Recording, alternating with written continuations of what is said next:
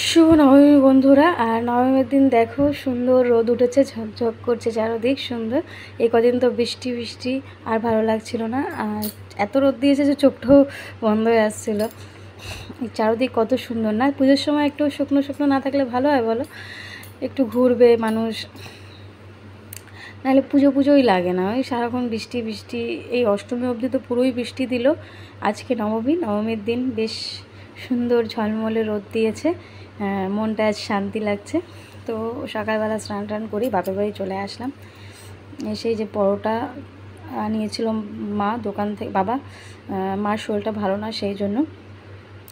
তো দোকানের সবজি ছিল কিন্তু ওগুলো তো আমি খুব একটা পছন্দ করি না, সেই জন্য এই যে আলু আর ওই পনিরের সবজি ছিল, এটা তো খুব দারুণ হয়েছিল টেস্ট। তো এটা দিয়ে আমি পরোটাগুলো খাচ্ছিলাম খেয়ে দিয়ে। আর আজকে হচ্ছে গিয়ে একটু ঘুরতে যাব, তো সেই প্ল্যানিং আছে, দেখা যাক কতদূর কী হয়। সোমা পাপা ডিউটি চলে গেছে, ওর তো ছুটি নেই। অষ্টমীর দিন ছুটি করেছিল, আজকে আবার ডিউটি চলে গেছে।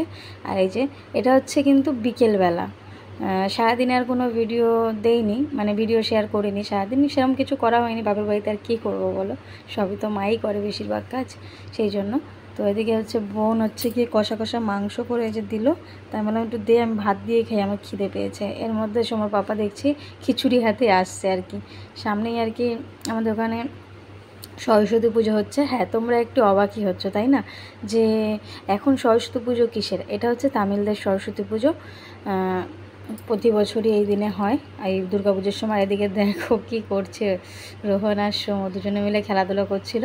তো ওর বাবাকে পেয়ে যে কোলে উঠে ফোন দেখতে শুরু করেছে। সারাদিন তো পায় না ফোন, কিন্তু এই যে বাবাকে দেখলেই দেখো। আর বাবা এখনই এসছে, একটু আদর তো আদরে আদরে যেটা হয় আর কি। তাই সোমার পাপা আমাকে ওইটাই বলছিল, ওই পুজোর কথাই বলছিল, যাও খিচুড়ি নিয়ে আসো। আমি বলছি না, আমি এক্ষুনি খেয়েছি, আমার এখন আর অতটা ইচ্ছে নেই।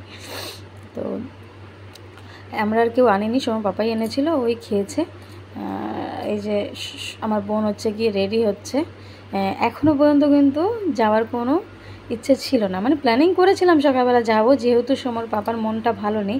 এতদিন ধরে যেখানে কাজ করলো সেখান থেকে কোনো রকম কোনো পেমেন্ট এখনও পর্যন্ত পায়নি, তো সেই জন্য ওর মনটা ভালো নেই। এতদিন তো দেখেইছো তোমরা, রাত বিরেতে কত রাত করে কাজ করেছে, তো পেমেন্ট এখনও দেয়নি, বললো পরে দেবে।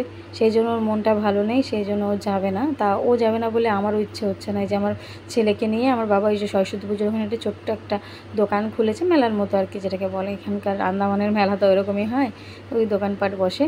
তো ওইখান থেকে গিয়ে একটু ঘুরিয়ে এনেছে, ও যাবে না করে। তো লেজার লাইটগুলো কিনে দিয়েছে, ওটা নিয়েই খেলাধুলো করছে। আর শুভকে রেডি করিয়ে দিলাম, কারণ আমার যে বোনের বর আছে, মানে আমার ভাই, তো আমি ওকে ভাইয়ের চোখে দেখি আর কি। তো যাই হোক, ও আর কি এসে বলছে দিদি চলো, তোমরা না গেলে ভালো লাগবে না। তো অনেকক্ষণ ধরে জোরাজোরি করছিলো, তাই বললাম ঠিক আছে যাই, বাচ্চাটাকে নিয়ে একটু সামনে, বেশি দূর যাব না, এই সামনেই ভাতবস্তিতে একটা প্যান্ডেল হয়েছে, যেটা সেদিনকে গেছিলাম অষ্টমীর দিন, ওইটা দেখে চলে আসবো। তো এই যে দেখো আমার ছেলেকে দেখো, ও এই লেজার লাইটটা নিয়েই পড়েছে। তো ওই সময় পাপাকে বললাম, তো বলছে না তোমরা যাও, আমার ভালো লাগছে না।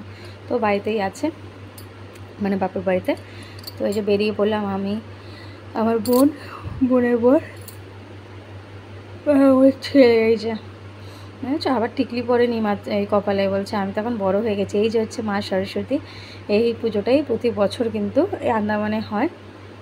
প্রথম যখন আন্দামানে এসেছিলাম তখন কিন্তু এই পুজোটা দেখে আমিও একটু অবাক হয়ে গেছিলাম, একটু না অনেকটাই, যে এটা আবার কেমন পুজো। এটা কিন্তু যে সরস্বতী পুজোর সামনে এই যে আমাদের গলিতেই কিন্তু লাইটিং করেছে।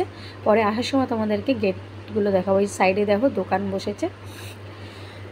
তখন আমিও কিন্তু অনেকটাই অবাক হয়ে গেছিলাম যে এটা আবার কেমন, আমাদের এখানে তো এরকমভাবে দুর্গা পুজোর সময় তো আর হয় না, মাঘ মাসে সরস্বতী পুজো হয় সেটা জানতাম। পরে বুঝলাম যে না, এদের এখানে তামিলদের এই সময়ই পুজো হয়, নবমীর দিন থেকেই পুজো শুরু হয়। এটা কিন্তু 4 দিন না 5 দিন পর্যন্তই হয়, যেমন আমরা দুর্গা পুজো করি ঠিক তেমনই ওরা সরস্বতী পুজো করে, 4 দিন না 5 দিন এরকম কিছু হবে। তো যাই হোক, ওখান থেকে ওখানে সরস্বতী পুজো ওখান থেকে ঘুরে টুরে এই যে ভাতবস্তি চলে এসেছি। কত সুন্দর লাইটিং করেছে দেখেছো। আর আজকে রোদ দিয়েছে, মানে শুকনো তো, আজকে কোনো বৃষ্টিই হয়নি সারাদিনে, তাই জন্য মানুষ কিন্তু একটু বেরিয়ে পড়েছে ঠাকুর দেখতে। তো আমরা এইভাবেই আন্দামানে পুজোটাকে মানে উপভোগ করি, যেহেতু কলকাতার মানুষ তো এইভাবে তো কখনো পুজো উপভোগ করা হয় না না। তবে এই 6 বছর ধরে এখানেই আছি, তার মধ্যে 1 বছর শুধু কলকাতায় কাটিয়েছিলাম, শ্বশুরমশাই যখন মারা যান তখন গেছিলাম।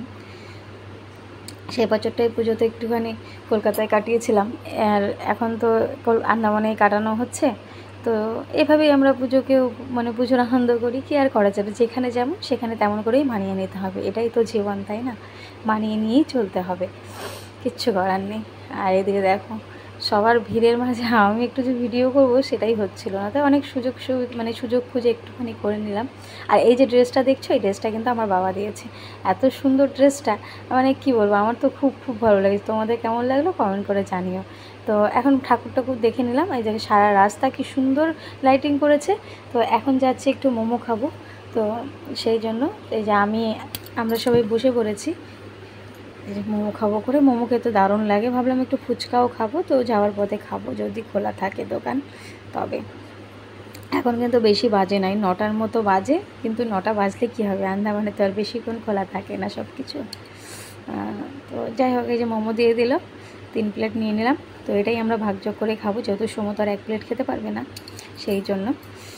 তো মোমোটা ভালোই ছিল, তবে স্যুপ দেয়নি, এই জন্য খুব একটা আমার পছন্দ হয়নি। স্যুপ ছাড়া মোমো খেতে ভালো লাগে না, তবে এমনি ভালো ছিল, চাটনিটাও ভালো ছিল।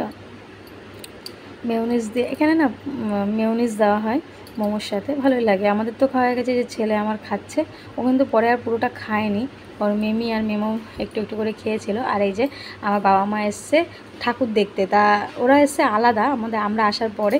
তো এই রাস্তায় বলছে তোরা কোথায়, তো আমরা এখানেই ছিলাম। আমাকে অনেক জোর করা হলো, বাবা মা বলছে না মোমো খাবে না, তো বলছে আইসক্রিম খাবে। তো এই যে আইসক্রিম দোকানে চলে আসা হয়েছে। বাবা খায়নি, আমি, মা আর সোমো খেয়েছে, বোনও খায়নি। ও বলছে না, একটু আগে ঠান্ডা জল খেয়েছি, এখন আর খাবো না, ঠান্ডা লেগে যাবে। তো আমরা এখানে বসে খাইনি, বাড়িতে নিয়ে গেছিলাম। এই যে 3টে কর্ন নিয়ে নিলাম। বাবা আমাকে অনেক জোর করা হয়েছিল যে তোমরা মোমো টোমো কিছু খাও, কিন্তু খেলো না। ওরা আর কি যাবে করে একটু বাঙালি ক্লাবে।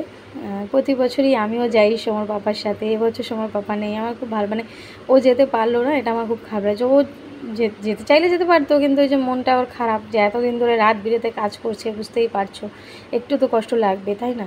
তারপর ও ভাবছে যে আমার একটা বাচ্চা আছে, তো তাকে নিয়ে আমি সেইভাবে ঘুরতে যেতে পারলাম না, ওই জন্য ওর মনটা খারাপ। প্রতি বছরই আমরা বাঙালি ক্লাব, জঙ্গলিঘাট সব জায়গায় ঘুরে আসি, কিন্তু এবছর আর যাওয়া হলো না। বাবা মাও বেরিয়েছিল সেই জন্যই, কিন্তু অনেকটা রাত হয়ে গেছে। পরে আসার সময় আবার অটো পাবে কি পাবে না, যাওয়ার সময় তো পাবে, কিন্তু সেই কারণেই। আর এই যে বললাম যাওয়ার সময় যে আমাদের বাড়ির সামনে যে সরস্বতী পুজো হচ্ছে, এই যে গেট থেকে ঢুকে দেখতেই পাচ্ছ বেশ সুন্দর। আর এখানে কিন্তু তামিলদের কিছু একটা রিচুয়ালস হচ্ছিলো, ওরা আর কি ওই ঘট বসিয়ে নাচ করছিল। তো এটাই ওদের রিচুয়ালসের মধ্যেই পড়ে কিছু একটা, আমি ঠিক জানি না। তো সেটাও আর কি একটু ক্যামেরাবন্দি করলাম। আর এই যে বাড়িতে এসে বোনের হাতের কষা মাংস বলছে, মাংস আর এদিকে ডাল করেছে মা। তো আমি কিন্তু আর রাতে খাইনি, আমি ওই মোমো খেয়েছিলাম আর বিকেলবেলা ভাত খেয়েছি, তাই আমার আর খেতে ইচ্ছা করছিল না।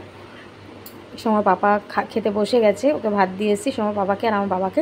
এদিকে দেখো আমরা তিনজন মিলে এখানে আইসক্রিম পার্টি করছি, বাড়িতে এসে ড্রেস ফ্রেস ছেড়ে আইসক্রিম খেয়ে নিচ্ছি। তো আজকে নবমীর দিনটা তো আমার খুবই ভালো কাটলো, তোমাদের কেমন কাটলো কমেন্ট করে জানাতে বলো না। দেখা হচ্ছে আগামীকাল একটা সুন্দর ভিডিওর সাথে, সঙ্গে থেকো আর অনেক অনেক ভালোবাসা দিও।